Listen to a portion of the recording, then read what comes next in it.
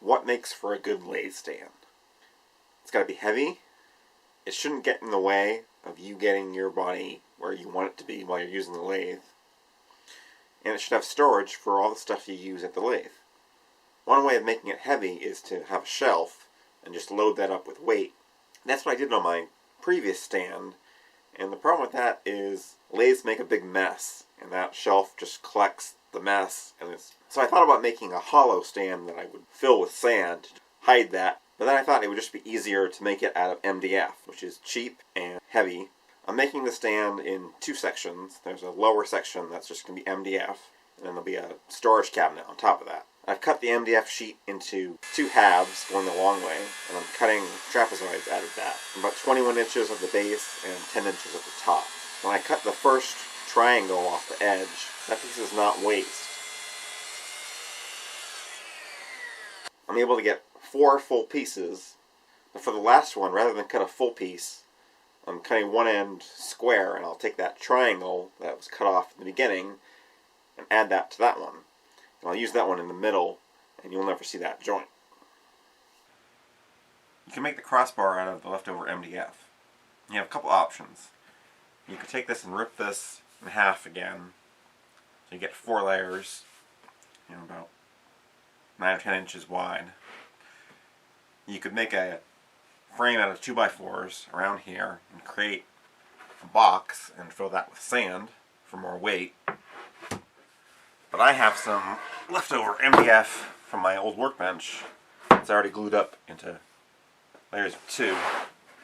So I'm just going to sandwich all that together for mine. You really don't have to be that picky when gluing these things together. There's a ton of surface area, so as long as you get along the edges and some in the middle, if there are some spots that don't get glue on them, it's really not going to matter. Before gluing up the sides, it occurred to me that it would be nice to have some handholds. Not so much for lifting the stand, but more for dragging it away from the wall.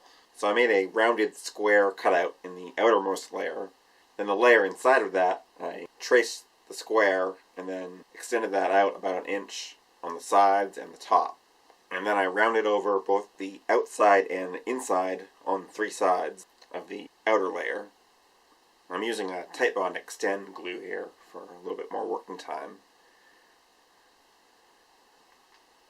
After the glue dries, I'm using the joiner to clean up the edges. They're heavy, and it's not a whole lot of fun. I've lucked out because this corner is square, and this corner is square. Which means these two edges are still parallel, and this edge is square. This corner here is not square. I need to remove material here. So what I'm going to do is I'm just going to go back to the joiner, and I'm just going to start here, and I'll stop halfway, and I'll stop 1/4 of the way, and then I'll go once all the way across. And that should get me close enough. I rounded over the bottom corner of the sides by hand, and then used the router along all the edges. For the joinery, I'm just using pocket holes. I'm using the 2.5 inch long screws, which have a lot more holding power than the regular ones. And there's 8 on each side, so I think that's plenty strong. It's important to be able to level the stand so it doesn't rock. I happen to have 2 leveling feet left over from another project, so I'm just using 2 wooden feet in the back and the 2 leveling feet in the front. Before driving in the pocket screws, I want to make sure that the 2 tops of the sides are parallel to each other. The best way to do that is with winding sticks, which exaggerate any difference. And a really cheap way of getting winding sticks is to use fluorescent tube. They're long and they're straight. Masking tape on the back one, you get contrast between the 2.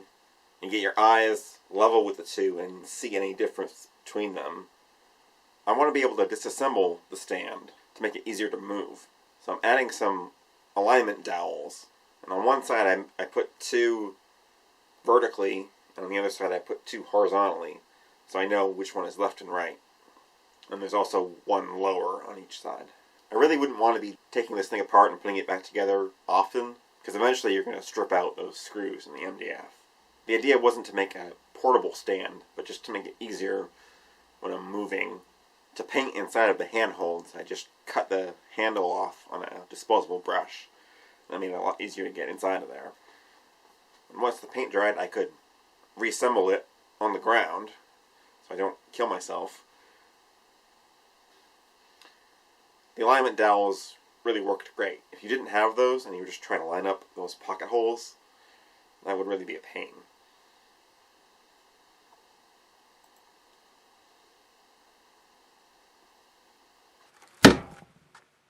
Moving on to the storage cabinet, it's just a box with dividers that create compartments that more boxes, which are drawers, fit into. You can make that as simple or as complicated as you want. I'm using dados because they're simple to make and they make assembly go much easier.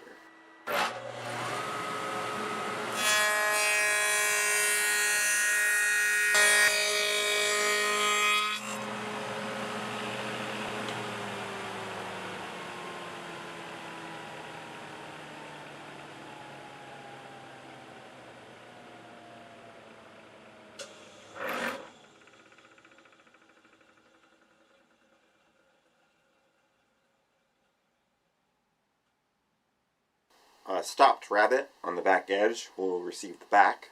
Before we can get to assembly, there's a ridiculous amount of holes to make. First, there's 4 counterbore holes for the bolts that attach the lathe. Then there's holes for the screws that will hold the cabinet together, which then all need to be countersunk. And then there's going to be holes for the screws that connect the storage cabinet to the base. But I want to be able to remove the storage cabinet from the base after this is assembled. So first I'm drilling a pilot hole through both the top and the bottom. Then I can put the bottom on the base and drill through. There's going to be 4 screws, and then in the middle there's going to be another alignment dowel.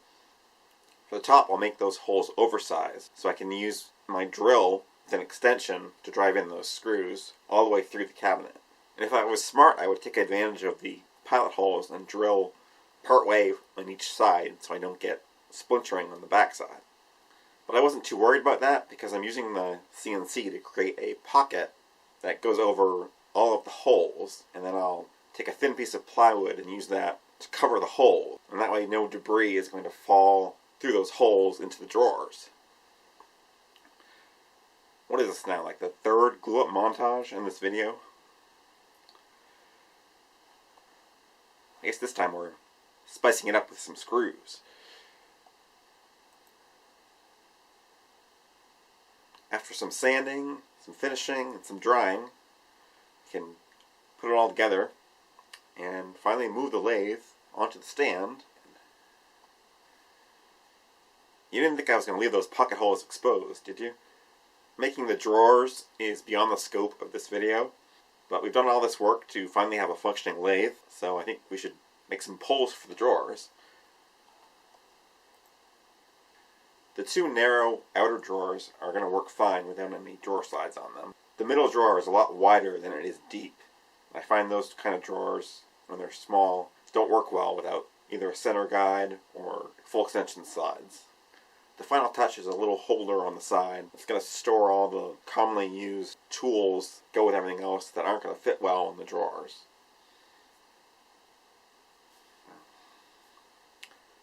Thanks for watching. I hope you found this video useful.